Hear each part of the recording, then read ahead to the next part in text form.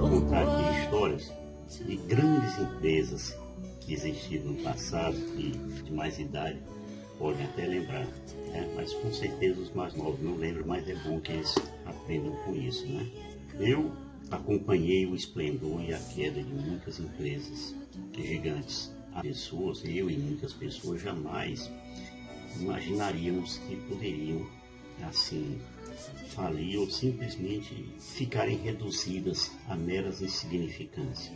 É claro que os mais jovens, como eu disse, não lembram da grandeza dessas empresas, porque muitos nem tinham ainda nascido para verem os seus poderes. Tá? Então vamos começar aqui pelas empresas estrangeiras. Tá? Blockbuster, gigante do ramo de aluguel de fitas, de vídeo, de música, essas coisas, clipes, né? Quando a gente fala isso, você acha assim, não, mas não é possível que isso aí tenha sido gigante. Era uma empresa gigante, uma empresa que valia bilhões e bilhões e bilhões de dólares. Foi a maior locadora de vídeos de todos os tempos. Todos os filmes passavam por ela. Aliás, os estúdios tinham nela, Blockbuster, a sua fonte de divulgação, porque realmente era uma vitrine. Mas infelizmente ela não conseguiu se adaptar à era digital e ao surgimento das locadoras, que eram várias, né, próximas das nossas casas. Talvez você não tenha ainda alcançado o tempo que a gente ia com a família lá e tal, levava os filhos e os filhos escolhiam os filmes dele, né? O He-Man, essas coisas, Homem-Aranha. E os mais adultos escolhiam lá um filme de aventura, um filme de faroeste, um filme de ficção. Alguns estavam mais assim zangados, alugavam um filme de terror, essas coisas. Pois bem, elas não se adaptaram ao surgimento dos serviços de streaming. Um serviço de streaming que você conhece bastante é o que é a Netflix. Então, dessa forma, ela teve que declarar falência, uma empresa que valia bilhões e bilhões de dólares, em 2010, há apenas 14 anos atrás. Lembremos, né, que nessas locadoras próximas de nossa casa, quem alugasse 3 fitas ou mais, aí só tinha o direito de devolver só na segunda-feira. Olha que beleza. Mas o fato é que reunia a família dentro de uma mesma sala, diante de uma mesma televisão. Na época ainda não tinha essas redes sociais como tem hoje, tá? Então vamos falar aqui também da Kodak. A Kodak era uma empresa super conhecida e uma verdadeira potência nos ramos de máquinas fotográficas e de rolos de filmes fotográficos, chamar de filmes, né? Ela foi uma empresa mundial e líder na indústria fotográfica por décadas e décadas e décadas. No entanto, ela não conseguiu se adaptar rapidamente à fotografia digital, né? Os celulares, em que a partir daí, quem estava com o celular já tinha uma máquina fotográfica, não precisava revelar, pagar para revelar, essas coisas todas. Então, diante dessa nova realidade, ela teve que decretar falência em 2012. Ou seja, apenas para lembrar 2 anos após a falência da Blockbuster, né? Está tão fácil você fotografar no celular que você que não conheceu nem sente saudade. E até os que conheceram também não sentem, não. Vamos falar aqui também da Nokia. Embora ainda exista a Nokia, né? Foi o maior fabricante de celulares do mundo. Mas a Nokia perdeu o terreno para as concorrentes poderosas, né? Como a Apple e a Samsung. Ela não acompanhou em tecnologia, né? E terminou vendendo a sua divisão de celulares para a Microsoft em 2014. Confesso para você que eu possuí um desses incrível, né? Pois bem, outra grande empresa que faliu foi a Pan American World Airways. Ela foi uma das maiores companhias aéreas do mundo, se não a maior, né? Mas os problemas financeiros e uma concorrência feroz, né, levou à falência essa empresa em 1991. eu vou lhe dizer uma coisa. Eu nunca andei na Panam, mas andei na Varig. Era um luxo voar na Panam. Ocorre que os administradores não enxergaram o que iria acontecer no futuro. No final foi a falência. Tá bom? Já entre as empresas brasileiras, eu queria destacar as seguintes empresas. A primeira delas foi a MAP. Certamente os jovens nunca ouviram falar da MAP, né? Foi uma das maiores lojas de departamentos do Brasil.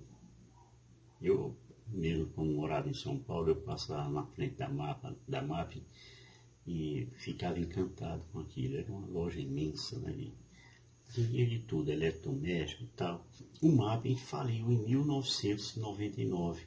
Porém, a marca MAP foi comprada pela empresa chamada Marabras, e depois terminou sendo esse o nome da empresa, em um leilão público que foi realizado em 2009.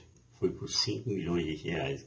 Mas ainda não voltou ao mercado assim, com essa marca MAP. Então hoje tem 130 unidades e essa varejista ela se concentra principalmente em São Paulo, especialmente no interior de São Paulo. Uma outra grande empresa que era mais ligada ali ao Rio de Janeiro era a Mesbla. Era uma loja de departamento imensa, né? E ela faliu em 1999 também. Então, ironia do destino, a Mesbla tinha sido comprada pelo MAP em 1996. Aí as duas foram para o buraco. Essa empresa ela foi fundada em 1912.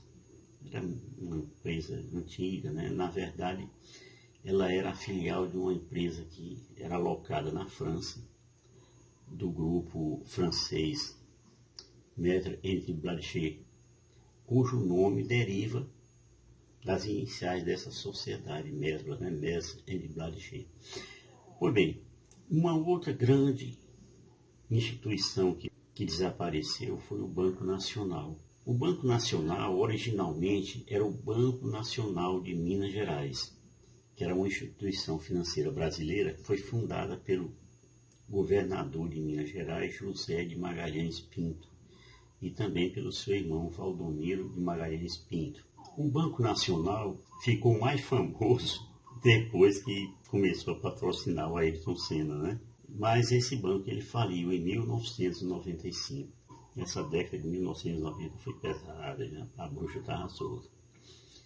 E faliu justamente após uma intervenção do Banco Central por conta da sua dificuldade de liquidez, né? Dificuldade financeira. Uma outra grande empresa no Brasil foi a Varig, Aviação Aérea Rio-Grandense. Ela foi a primeira companhia aérea brasileira.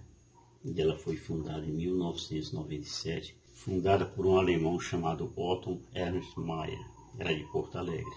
Esse Otto Ernst Mayr é um empresário teuto-brasileiro, né, que foi o primeiro presidente da Varig. Era um oficial aviador da Força Aérea Alemã que chegou em Pernambuco em 1921, tá? Conforme a Wikipédia informa. Então, durante décadas, a Varig foi a principal companhia aérea do Brasil, em especial nas décadas de 1960 até 1980. Ela era conhecida pelo serviço de bordo de altíssima qualidade e também por operar as linhas internacionais, né? Para a América, para a Europa, para a África e para a Ásia.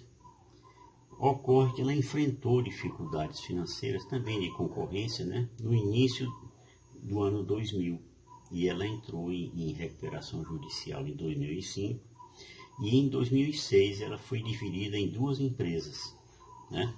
A nova Varig, que depois foi integrada a Gol Linhas Aéreas, e a Flex Linhas Aéreas, que posteriormente faliu, tá? Talvez você lembre também da Aviação Itapemirim. Quantos e quantos milhões de pessoas não andaram na Aviação Itapemirim, né? Ela foi fundada em 1953 por Camilo Cola, que era da cidade de Cachoeiro de Itapemirim, no Espírito Santo. Lá mesmo até onde nasceu Roberto Carlos. Pois bem, ela se destacou no transporte rodoviário de passageiros e foi pioneira na utilização de ônibus de 3 eixos no Brasil. A Itapemirim foi a maior do setor na América Latina. Ela era conhecida por suas rotas que conectavam diversas regiões do Brasil, especialmente do Nordeste, indo até o Sul, né? Mais ainda São Paulo, né? Mas também ia até o Sul.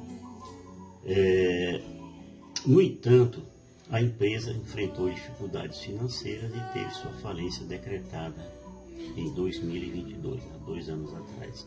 Tem muitas e muitas outras empresas, mas não dá para caber nesse vídeo, eu não quero que alongue demais, tá?